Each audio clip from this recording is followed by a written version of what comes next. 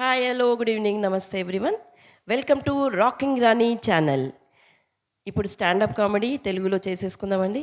ఇంకెక్కువ time waste చేయకుండా మీది నాది తెలుగులో కామెడీ స్టార్ట్ చేసేసుకుందాం. ఇప్పుడు ఏంటంటే ఈరోజు rich villages are town people వాళ్ళ మెంటాలిటీ ఎట్లుంటుంది దానిపైన మాట్లాడుకుందాం.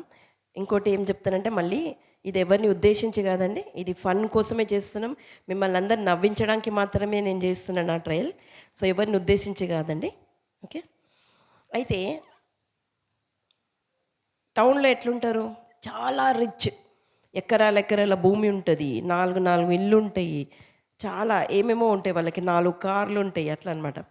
సో అట్లనే ఒక కామన్ కపుల్ ఇంకా టౌన్లో ఉంటారు కదా, ఇంకా పక్కన బిల్డింగ్ వాళ్ళు గొప్ప వాళ్ళు, వీళ్ళు వాళ్ళు మేమెంత గొప్ప వాళ్ళు చెప్పుకొని అట్లా.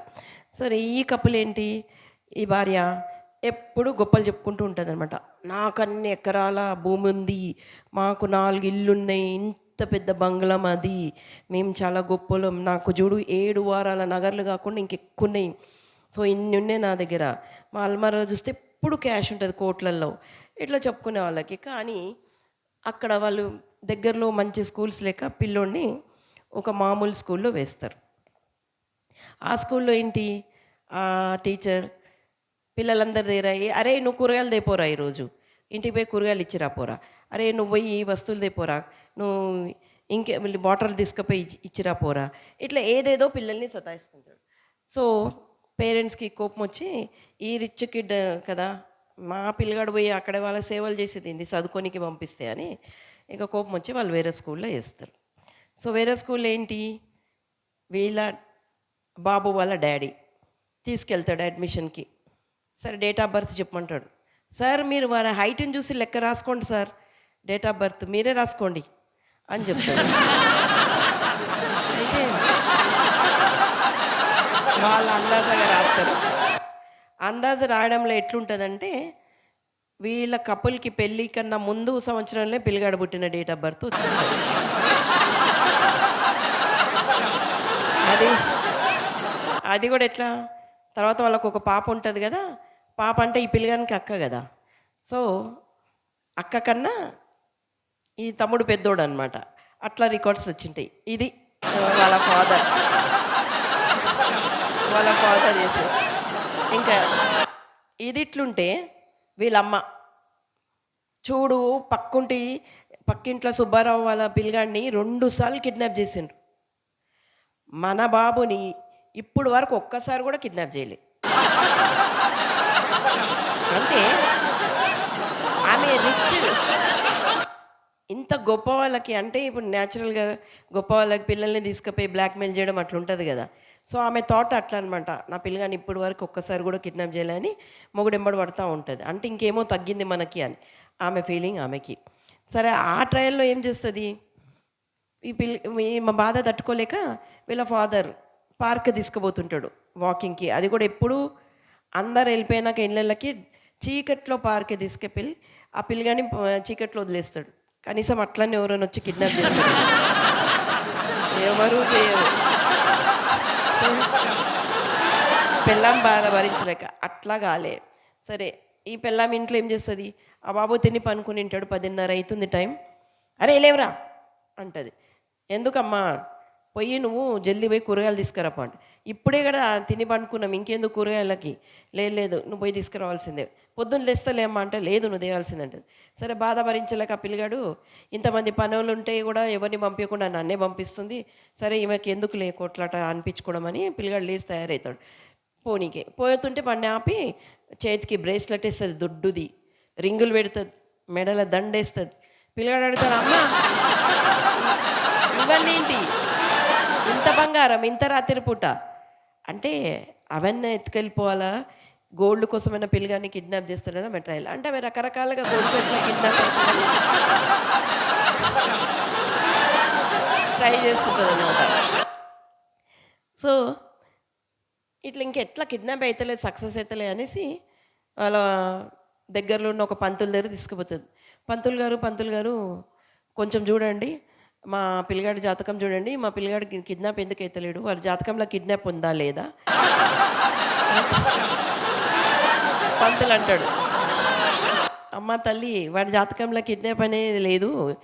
లేకుంటే ఎక్కడికెళ్ళి కిడ్నాప్ జేస్తారు? లేదమ్మా అంటే, లేదు పంతులు నువ్వేం జేస్తావో చెయ్యి. ఏం దోషం విరుగుడు జేస్తావో ఏం జేస్తావో చెయ్యి అంటే పంతులకి ఇంకా సరే అయితే 50,000 అయితాయమ్మా అని చెప్తాడు.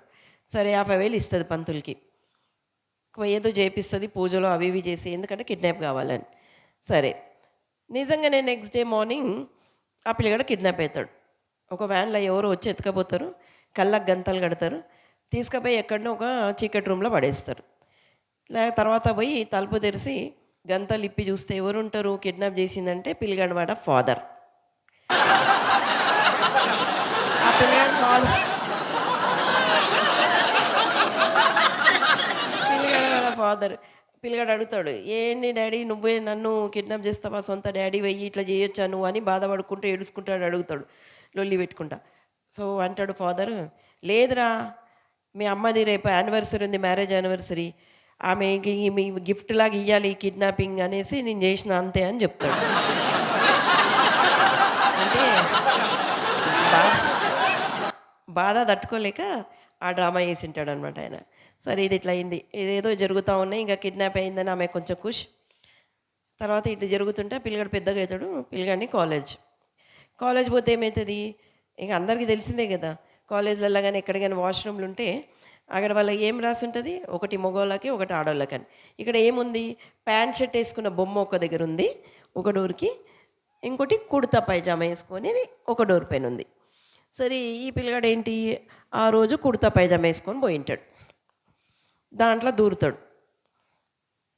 కుర్తా పైజామా ఏసుకొని బొమ్ముంది గదా! ఆ డోర్‌లో లోపలికెళ్ళిపోతాడు. సో, అక్కడి నుంచి అక్కడ అక్కడి నుంచి ఒక పిల్ల బయటకొస్తుంటది. బయటకొస్తుంది తిడుతుంటది ఈ పిల్లగాడిని.